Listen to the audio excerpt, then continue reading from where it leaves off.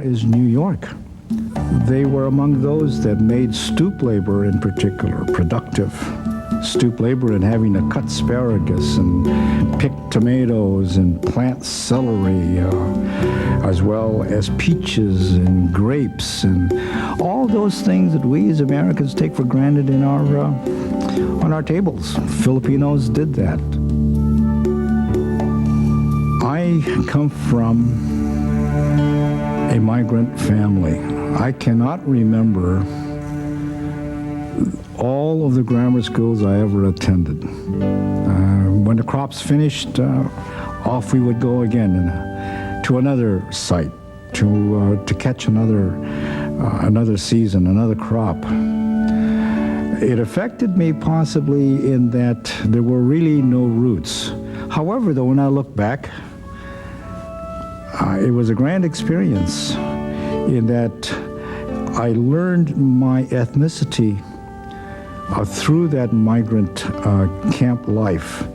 I had so many uncles I can't even think of. When you have 100 men in your camp, they are all your uncles. And in cases, their women are my aunts. And through life, they have been that. Some of them became so close to me that they were part of my extended family. I learned what hard work was, and I also appreciated what that generation had to go through. The whole industry, the Alaska canned salmon industry, was built upon by non-whites, by ethnic minorities. And we can get into this later, but it started off with Chinese and Japanese and Mexicans and Filipinos, and sort of in that order. And the Filipinos ultimately became the dominant force in the industry. The first canneries were at Klawak,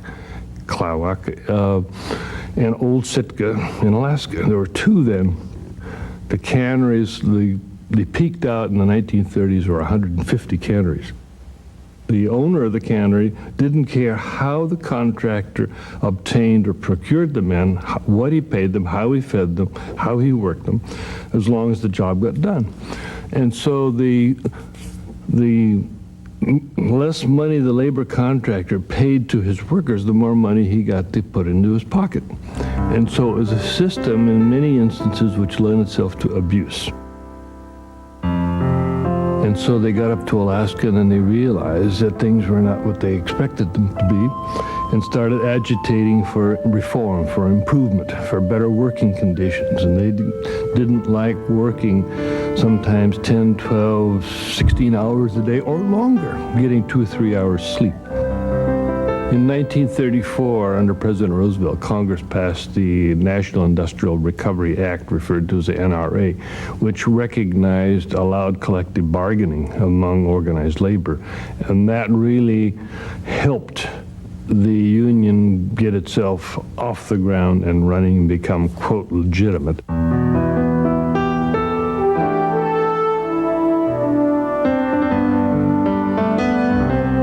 I come to know the people that are interested in the union besides myself.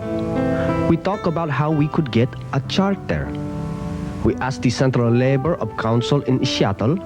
We already planned the name, Cannery Workers and Farm Laborers Union.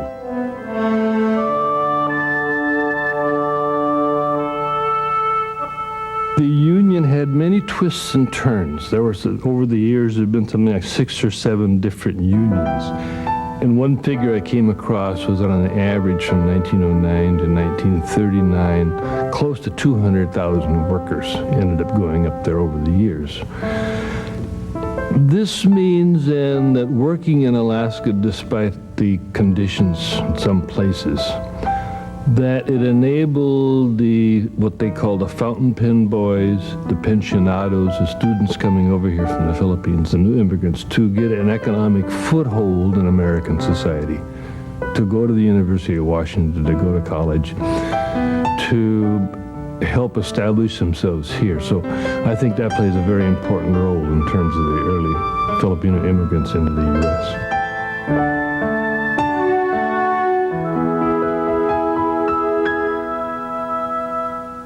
Popularly, Filipinos were always recorded in America's workforce in the plantations of Hawaii, the agricultural fields of California, and the canneries, the Alaska fish canneries.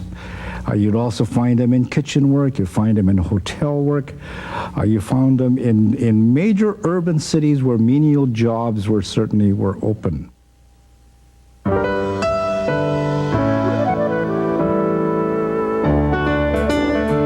My first job working in San Francisco hotel as kitchen helper. We used to wash dishes, wash the pan, wash big drum for sabaw, soup, and everything in polished silver, everything in the kitchen, mop the floor, take care of the kitchen, take care of the stoves, so that it would be nice and clean.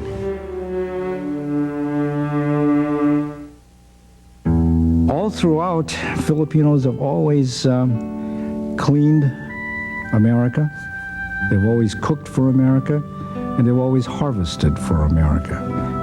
And that, to me, is a tremendously great contribution. It may not be so dramatic, it may not sound so world-shaking, but nevertheless, that's how America survived.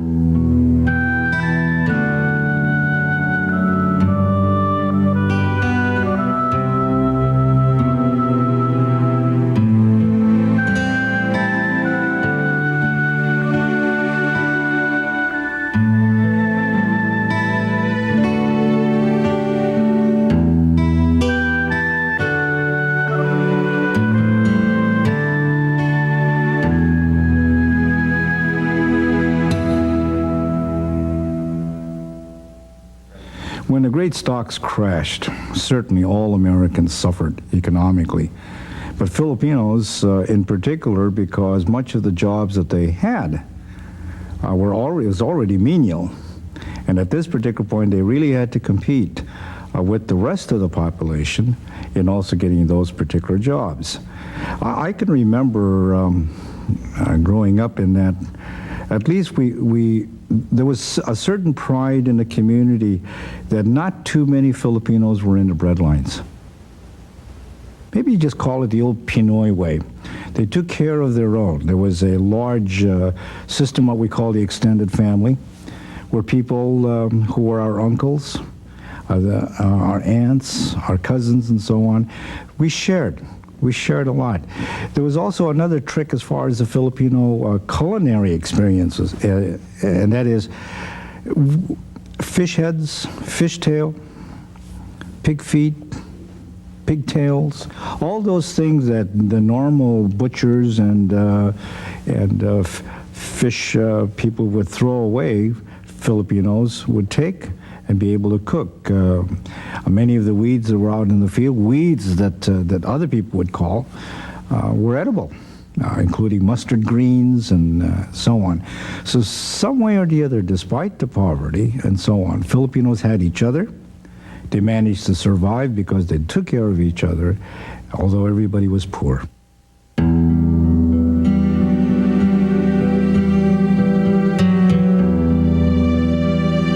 I thought I was going to complete my education here. I went to school in LA to be a lawyer, but I found out that Filipinos cannot practice law in this country. They cannot even own farms. Nothing we can do. I got so disgusted. I said, why am I studying law when I cannot even practice law in the States? So I quit. I spent 3 years in college, and then I went to organize our people on the farms. In terms of formal discrimination, well, Filipinos were considered nationals. That was a legal term. They couldn't vote. They couldn't hold federal jobs. They couldn't own property. My father had a house in North Portland, and come to find out later, legally you shouldn't have done it. You shouldn't have owned the property. Filipinos in the 20s and the 30s, the 40s, before World War II, were little brown monkeys.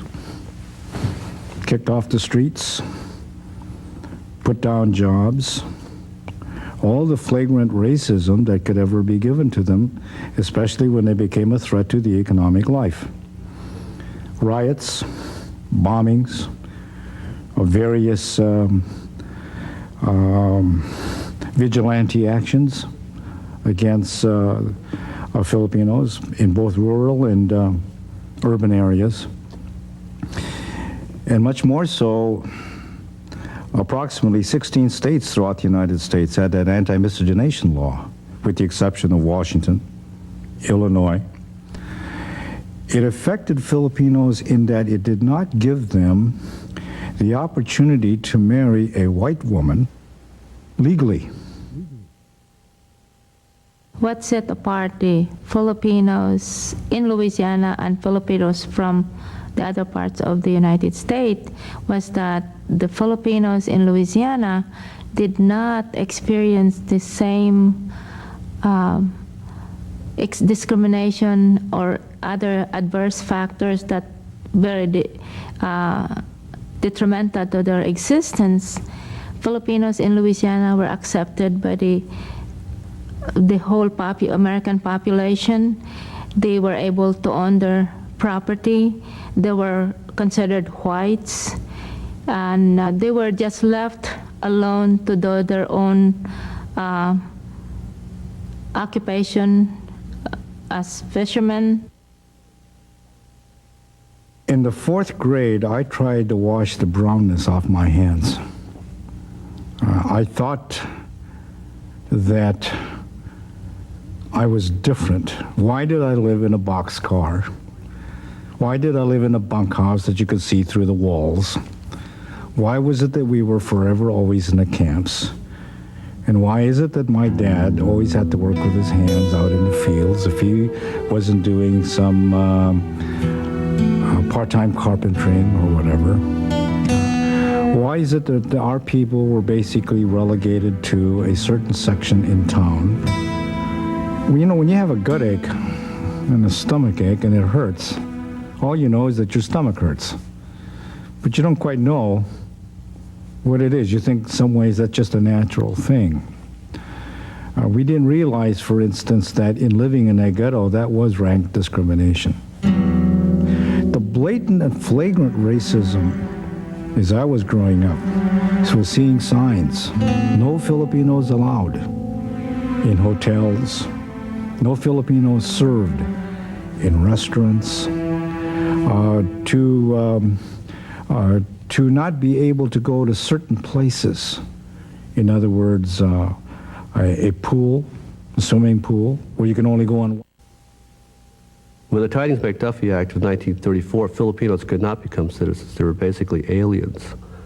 And a majority of them made a statement in the 30s that they wanted to stay in America. They didn't go back to the Philippines when they were given the opportunity to go back at government expense.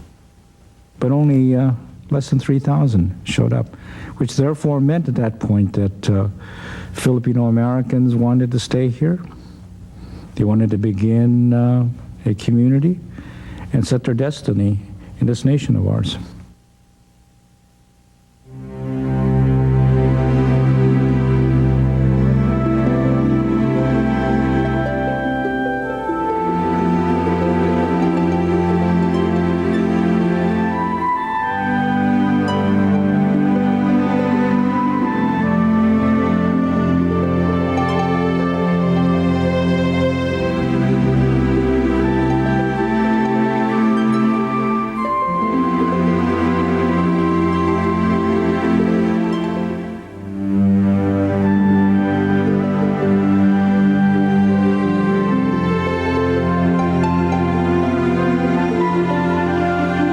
Filipino women had a very, very strong character.